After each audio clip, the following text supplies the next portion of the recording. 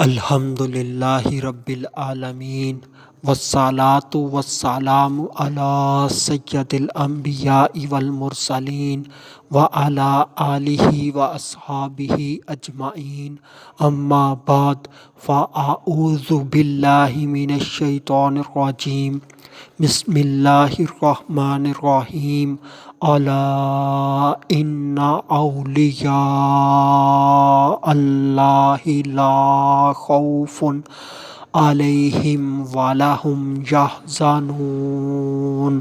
صدق اللہ العظیم۔ خبردار، بے شک اللہ کے ولیوں پر نہ کوئی خوف ہوگا اور نہ وہ غمگین ہوں گے۔ آج کا جو میرا عنوان ہے وہ ہے شہر بغداد۔ درود پاک کی فضیلت نبی اکرم نور مجسم صلی اللہ علیہ وآلہ وسلم نے ارشاد فرمایا، جو شخص مجھ پر درود پاک پڑھنا بھول گیا وہ جنت کا راستہ بھول گیا۔ حوالہ طبرانی شریف۔ صلو علی الحبیب صلی اللہ تعالی علی محمد۔ الصلاۃ والسلام علیک یا رسول اللہ وعلی آلک واصحابک یا حبیب اللہ۔ لفظ بغداد اسلام سے قبل کا لفظ ہے اور یہ لفظ اس جگہ پر موجود بستیوں کے لیے بولا جاتا تھا، اور بغداد ان بستیوں میں مشہور گاؤں تھا۔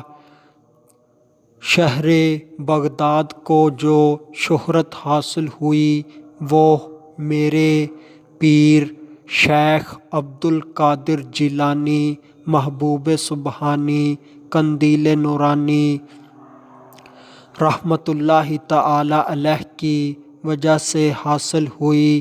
شہر بغداد کو پہلی مرتبہ خلیفہ ابو منصور عبداللہ نے تعمیر کیا، اور اس نے یعنی کہ ابو جعفر منصور عبداللہ نے یہ شہر اس لیے تعمیر کیا کیونکہ اسے اپنے لشکروں اور رعایا کے لیے ایک مناسب جگہ کی جستجو تھی۔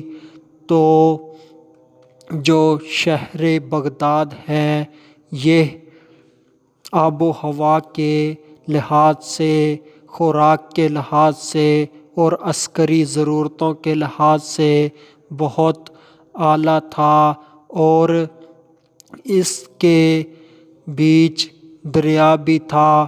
دریا کے دونوں جانب کھیتی ہوتی تھی، اور یہ صحت افزا مقام تھا، یعنی کہ یہ رہنے کے لیے بہت اچھی جگہ تھی۔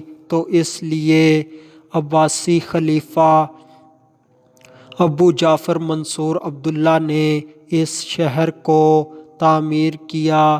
اس شہر کا نقشہ 141 ہجری میں بنا اور اس شہر کی تعمیر 145 ہجری میں شروع ہوئی، اور عباسی خلیفہ ابو جعفر منصور عبداللہ اس شہر میں 149 ہجری کے اندر رہنے کے لیے آیا، اور اس شہر کو معروف عمارتوں کے نقشہ بنانے والوں نے اس شہر کا نقشہ بنایا، اور اس شہر میں جو مسجد تھی اس کا نقشہ حجاج نے بنایا، جو کہ حجاج بن یوسف نہیں بلکہ یہ اور حجاج ہے، اس نے بنایا۔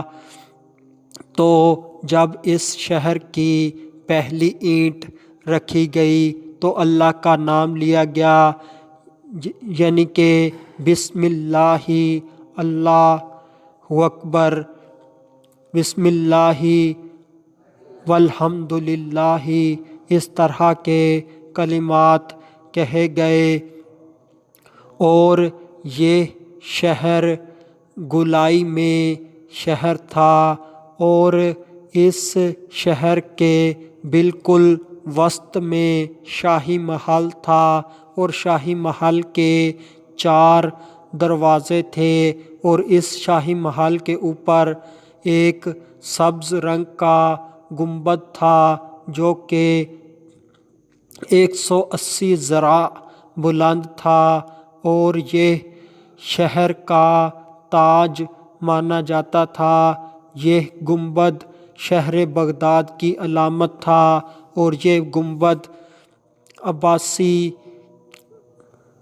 خلافت کا ایک یادگار تھا، اور یہ گنبد 180 سال تک قائم رہا۔ جو بغداد شہر ہے، لفظ بغداد ہے، اس کا معنی ہے عطیہ خدا یا بھیڑوں کا باڑہ یا احاطہ۔